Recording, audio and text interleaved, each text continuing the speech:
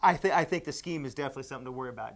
Dave Christensen has attacked Colorado quite well over the last couple of years, but like you said, it was with guys like Jeremy Macklin Chase, Daniel Chase, Kaufman. None of those guys are up there at Wyoming, and this is a chance for Colorado's defense, which I fully, will say I thought was going to be the strength of Colorado's team this year. I thought the offense would slowly find its way when it got all the receivers back and all the things. The young guys started to get a feel for the offensive line. I thought the defense would carry this team, and if it's carried him, it's carried it to the brink. It hasn't carried him, the way I thought it would. So this is a great opportunity for Colorado's defense to play the way I think the coaches thought they were going to play at the beginning of the year.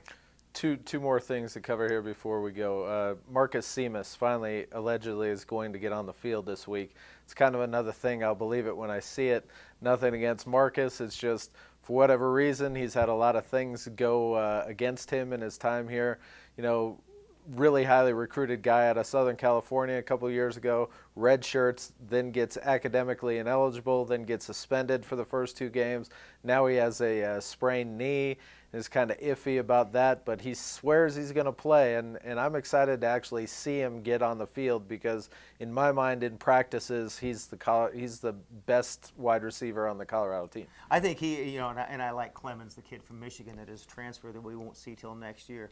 But I'll be interested to see if that one wide receiver can make a difference in the offense, stretch the defenses a little bit, give Cody Hawkins a few more opportunities.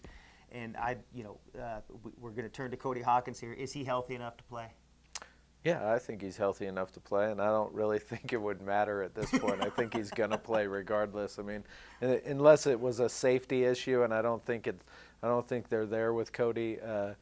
His brother Drew's career at Boise State ended during the offseason because he had suffered 10 concussions, but Cody's only had 2 or 3 in his life, so. He's still good to go. He's been cleared to practice and stuff, and I think he'll play. He'll be okay. You had one other thing you were going to mention?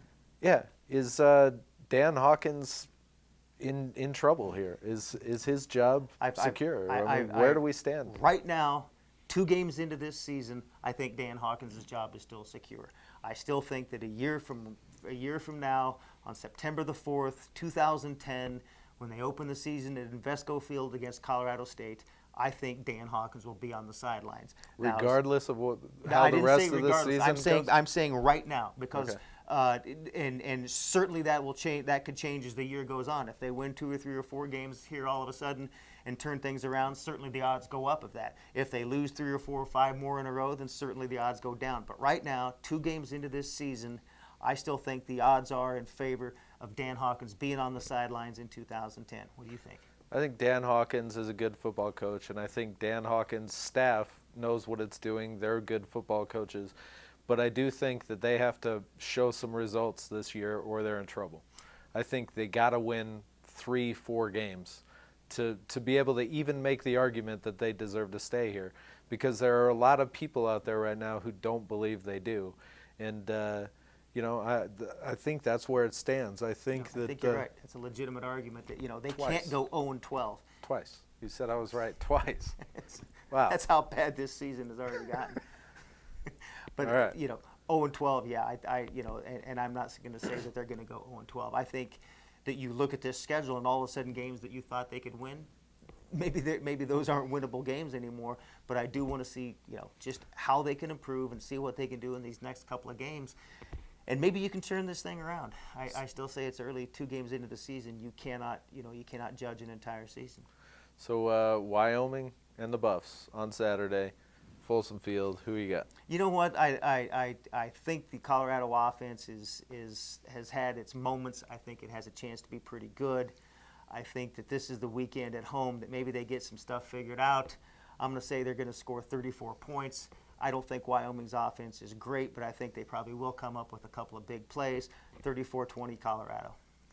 Well, I looked at this game at the beginning of the season, and I said it was a win for the Buffs. And despite the way they've played the past couple of weeks, I'm going to stick with that. I still think this is a game Colorado should win. It's on their home field, and despite the way they've played, I think they'll win this game. Now, last week I refused to pick a score, and I'm not going to pick a score again this week because truthfully, it wouldn't surprise me if this game was 6-3 or if it was 66-63. So, but I do think Colorado's going to win. Yeah, no, I will say that nothing's going to surprise me the rest of the year, not with the way these first two games have gone. Well, it would surprise me if Kyle Ringo is finally right. But other than that, Let's see. Which is it, man? Am I right or am I wrong?